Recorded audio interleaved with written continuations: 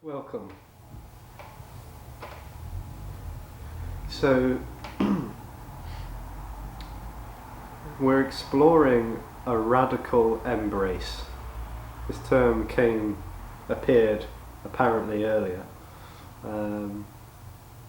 and it just really seems to totally encapsulate this isness, all-encompassing beingness. It's a radical embrace. What we are exploring and sharing together is everything and nothing, simultaneously nothing and everything at one. And this radical embrace, it's suggested, is totally free, totally boundless, limitless, infinite, unconditional in every single way. So this radical embrace is sometimes called the perfect lover, the beloved, the divine, because what we are essentially pointing to or pointing at is that which can't be pointed to, because the pointing is it as well. This non-duality is absolutely, boundlessly, all-encompassingly everything. And non-duality proposes that that can't be moved towards or away from. It can't be escaped from, and it can't be dived into. There's nowhere that it isn't, because it is beyond space. There's no time that it isn't, it's beyond time.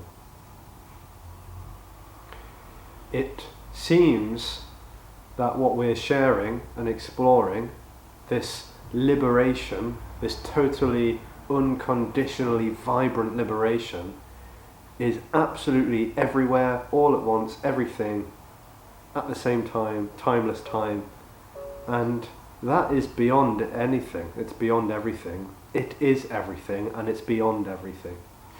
And it's beyond everything that's being said out loud.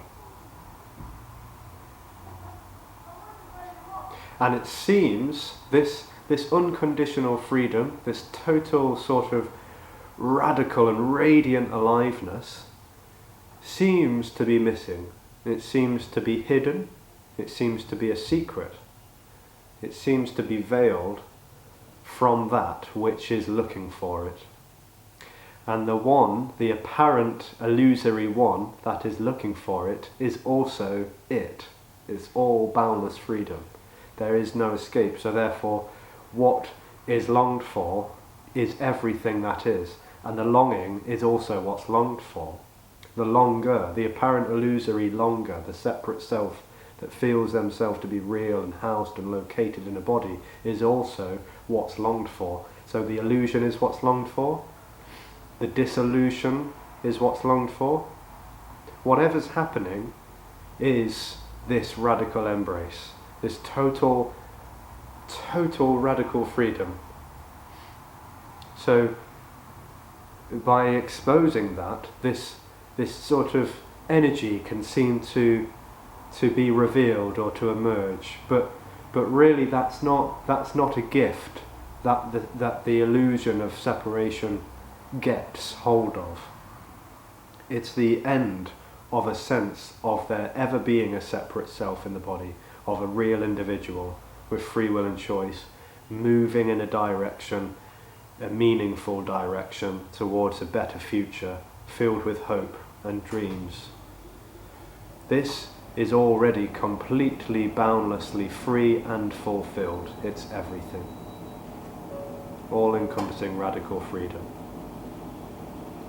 And so, somehow or other, through talking about this and through sitting silently or whatever's happening, but somehow or other, this agendaless situation that we find ourselves in, apparently, called a non-duality meeting, is simply pointing out and exposing and illuminating that what is already free, it's already what's longed for.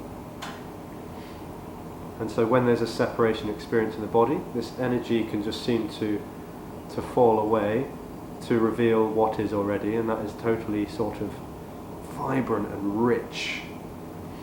But that is the end of the one looking for it. So in a way, rather disappointingly, for the separate self-individual illusion of an entity in a body, this is not for that. It's not for the one who's apparently looking for it. It's the end of the one who's apparently looking for it. And the end of the one looking for it is an illusion. Because there is no one really looking for it. There's just apparently boundless energy appearing as contracted energy. It's not really contracted energy. It's just a magic trick. It's an appearance. Boundless freedom is not spatial. It's not timed. It's not conscious. It just simply appears.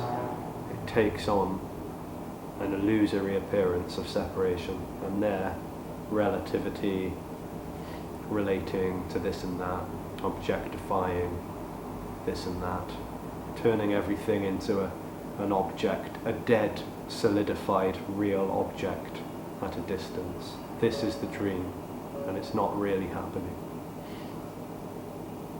So this is an exposure. It's kind of a celebration. It's a full-on dance of everything that's appearing to happen, and it's all free and wild and chaotic, and it's boundlessly sort of unlimited, and it's a radical embrace of total, incomprehensible freedom.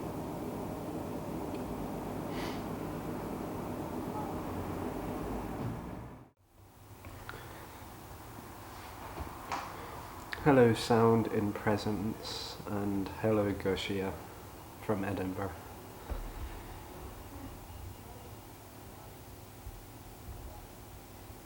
Is this immortality with emotions? So what you could call this is the deathless. It's a term that's often used in Buddhism, but it's total deathlessness, because there's nothing to die. The death of the separate experience is an illusion, because there's nothing really alive. There is just aliveness. Radical aliveness.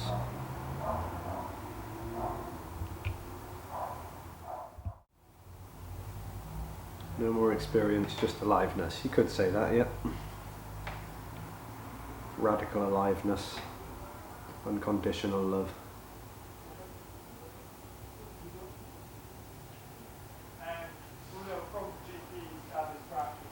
Alexis, you seem very confident about the way you perceive everything. You have answers, but how can you know that the way you perceive the world is the ultimate truth? It's definitely not the truth. It's not about truth or falsity at all. And I don't know anything. This is seemingly just spontaneously uttering. It's just coming out with all of this. So in a way, this is all nonsense. But it's beautiful nonsense, but it doesn't belong to anyone, and it's just coming out. It's just sort of spontaneous and radically alive and free, and it's free flowing as well. I mean, the body has obviously seemingly heard of concepts and studied about, Buddhism and yoga, and then came across non-duality and all the rest of it. So it's heard concepts and seemingly remembered stuff, but it's not arising from an apparent position of knowing something. It's unknowing. This is unknowing.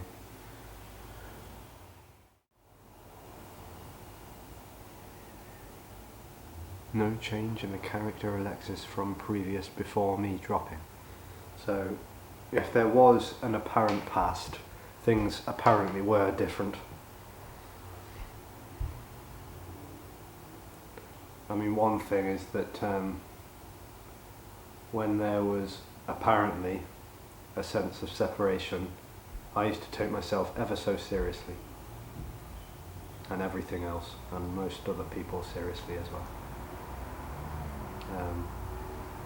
That's gone away. There's just sort of spontaneity, and like the rigorous efforts to get somewhere. What can happen for some is a total laziness. Like there's just, because everything is just already complete. There's all of the need to prove oneself, and impress others and sort of achieve goals and make, high expectations and standards about the way I should be, the way I think I need to be fulfilled. Like all of that just collapses, and then it's just a free-flowing dance of unconditional love.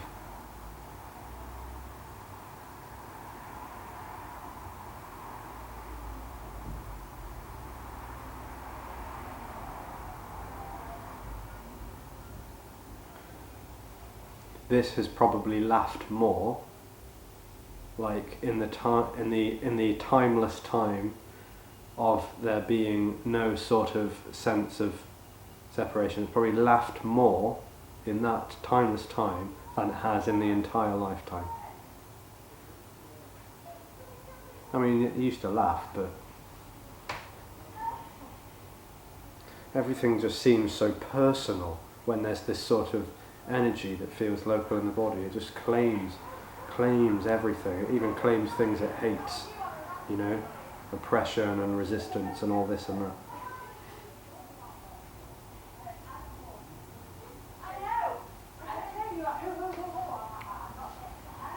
Why I don't know this, why I don't have answers, why I don't have this perception of completeness. Are we living in different realities?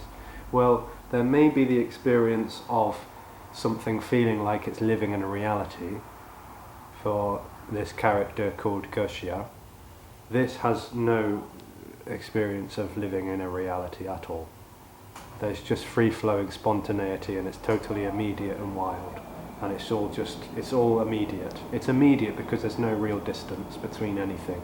There's no sense of separation, and therefore there's no real distance between this and that. There is just what is. Totally immediate and spontaneous. Spontaneous because it's all happening free-flowing and organically and chaotically, and immediate because there's no sort of here and there's no distance, there's just what is, totally what is.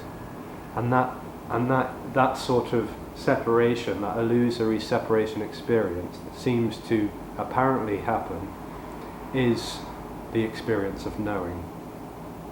It is the experience of knowing. You know that you're sitting on YouTube by being separate from the experience of sitting and looking at a camera and knowing that you are looking at a camera and knowing that you are hearing these words. That's the separation. It's the knowing dream. So in order for that separation experience to apparently stay separate, it lives in and as knowing. So knowing is separation. And when this apparent collapse happens, the illusory apparent collapse happens, there's no one and no thing left to be known or to be knowing. It's just free-flowing spontaneity.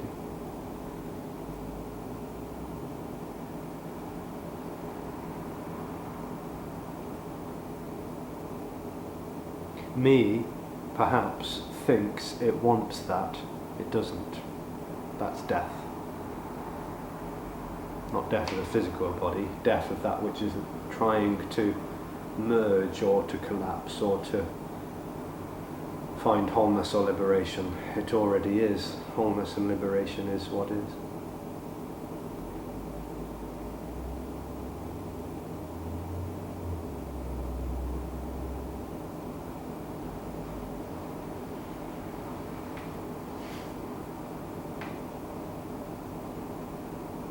that's not known, it's just like, that's just what comes out when there's this sort of free-flowing, and it's like, for want of a better word, felt, like the body, everything just is felt as complete and whole, and not separate, not needing something to happen.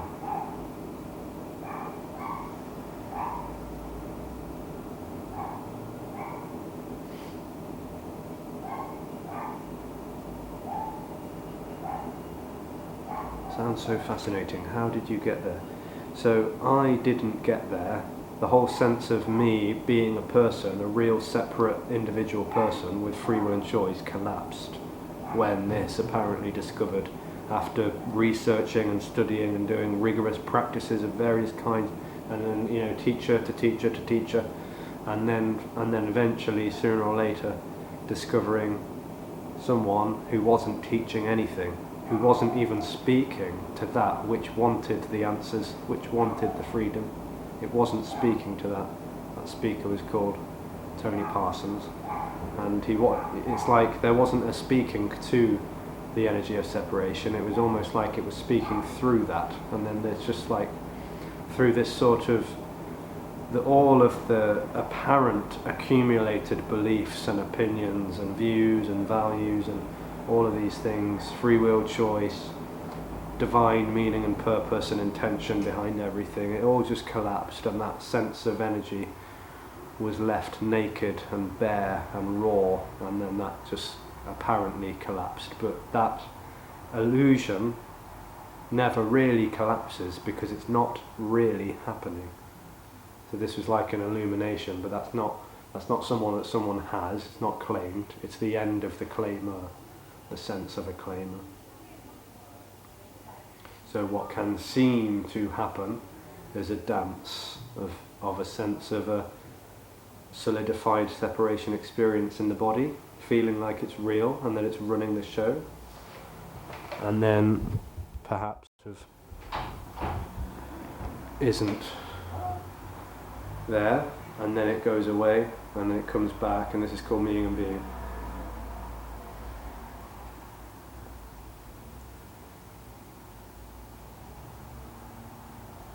And then there's just me, the sense of me, the energy, the contracted energy, doesn't come back, apparently, but never really was.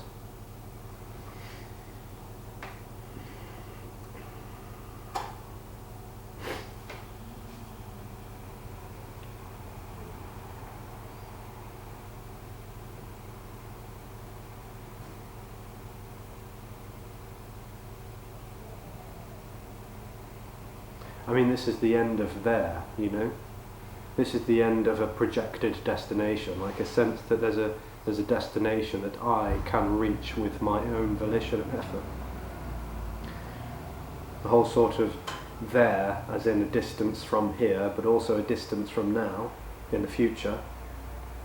This sort of whole sort of sense of time and space being real just completely collapses.